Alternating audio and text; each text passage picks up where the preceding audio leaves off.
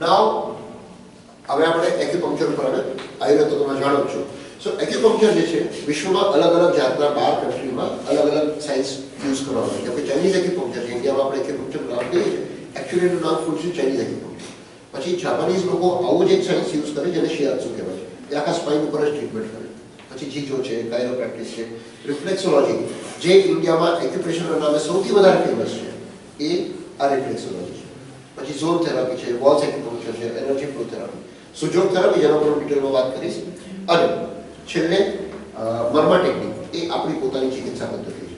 તમે બધા લોકો એવું માનો છો કે કેરળા આયુર્વેદ એમાં ખાસ કરીને પંચકર્મા જે હોય છે એમાં ઓઇલ મસાજ ને બધું વર્લ્ડ ફેમસ છે, પણ ફંડામેન્ટલ એ લોકો ઓઇલ મસાજની સાથે આનો ઉપયોગ કરે છે. એટલે કયા પોઈન્ટ દબાવવાથી કઈ જગ્યાએ બધું પ્રેશર આપવાથી ત્યાં વધારે રિલીઝ મળશે, ત્યાં વધારે પેશન્ટને રિલીફ મળશે, એ સાયન્સ એ લોકો પાસે છે. પણ એ લોકો પેશન્ટ નથી કહેતા. પેશન્ટ એમ કહે છે કે અમે આ ઓઇલથી ઠીક કરીએ છીએ કે અમારી આ ટેકનિકથી યુઝ કરીએ છીએ, પણ ફંડામેન્ટલી દે આર યુઝિંગ મર્મા ટેકનિક જે આપણા ભારતની ઓરિજિનલ ટેકનિક છે.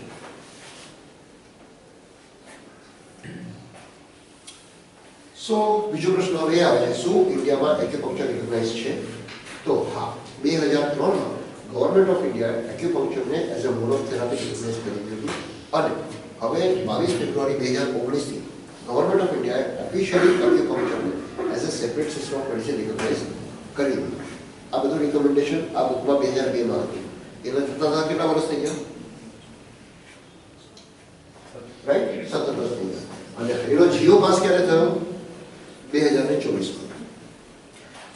પણ રાજકોટની અંદર સુજોગ થેરાપીના સૌથી પહેલી વાર ડિપ્લોમાના કોર્सेस આખા ઇન્ડિયામાં સૌથી પહેલા રાજકોટમાં થયા હતા, સૌરાષ્ટ્ર યુનિવર્સિટીમાં.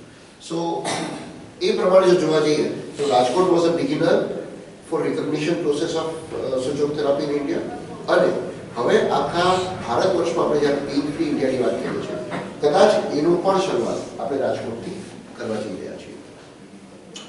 નાવ પેઇન પેથોલોજી પર આપણે શું કામ કરીએ છીએ? જેમ મેં વાત કરી કે આપણે પેઇન પર વધારે કામ કરીએ, પણ એવું નથી. સુજોગ થેરાપી દ્વારા તમે કોમન કોલ્ડથી લઈ અને કેન્સર સુધી બધી બીમારીઓનો ઇલાજ કરી શકો છો. મારી વેબસાઇટનો તમને એડ્રેસ આપીશ, તમે લોકો એમાં ચેક કરી લેજો.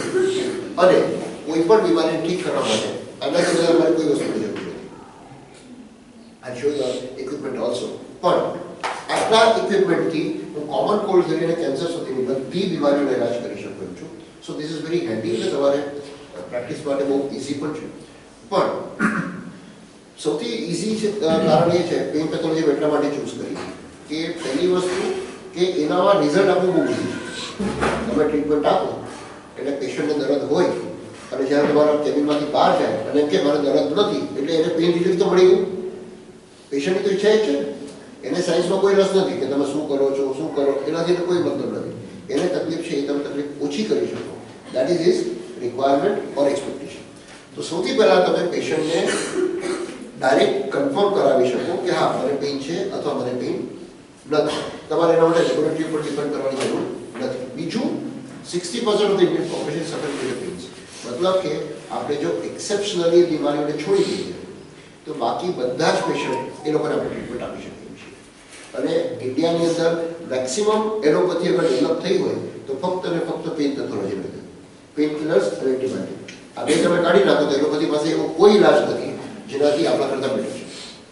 સો if you can give a substitute two that, જો આપણે પેશન્ટને એનું સબસ્ટિટ્યુટ આપી શકીએ છીએ તો પછી આપણે ટ્રેડિશનલ થેરાપીની વેલ્યુ કમ્પેરેટિવલી એમાં વધારી શકશું.